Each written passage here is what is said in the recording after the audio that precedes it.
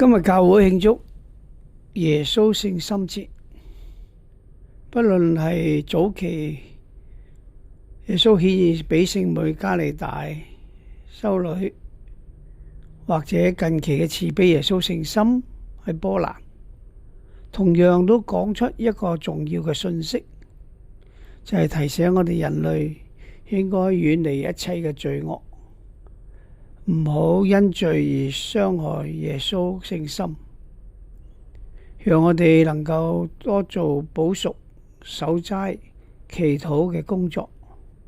好使到我哋能夠藉着呢啲善功遠離罪惡同魔鬼嘅誘惑。因為我哋嘅人性係軟弱嘅，而罪惡係不斷咁刺傷咗耶穌嘅聖心，所以耶穌三番四次咁提醒我哋，